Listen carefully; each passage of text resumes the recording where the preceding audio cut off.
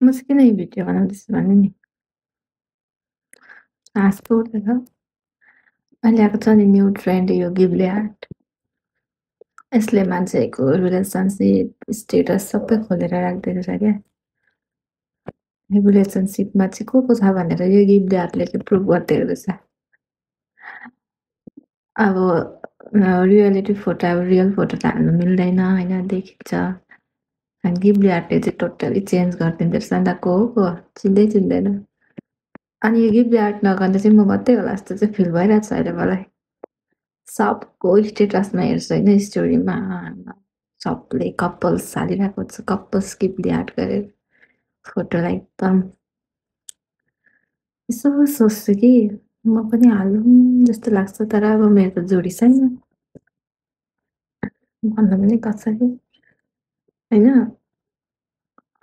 अब मलाई पनि जोडी बनाएर हाल्नु मन परिरहेको थियो, तर अब फेरि अब म रिलेसनसिपमा छु भनेर थाहा पाउँला मान्छेले भनेर नि सिङ्गल हाल्नु पनि मन परिरहेको थियो होइन।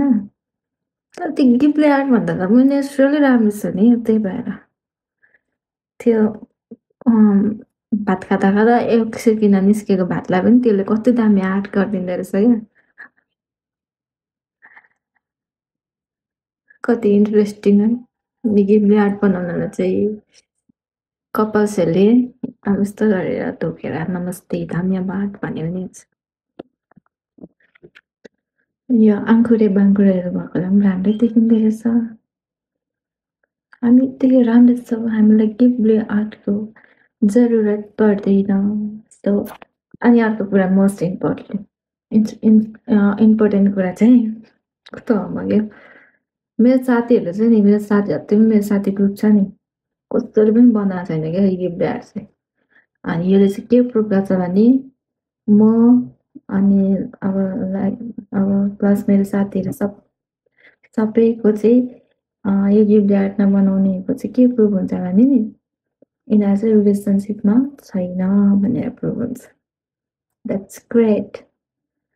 म पनि बना नि तिमीहरू भन्छ नभन। मलाई मन परेन यो गिफ्ट आर्ट। अब मलाई मन परेन भनेर नबनाउनु भन्ने होइन त, मलाई मन पऱ्यो त नबना तिमीहरू। तिमीहरूले त मेरो कुरा सुन्नु पऱ्यो नि त। यस्तो भयो भने म तिमीहरूको डोन साथी। ओके बाई, यति नै भन्नु थियो हाउडामा आएको भाषा चढ्नु।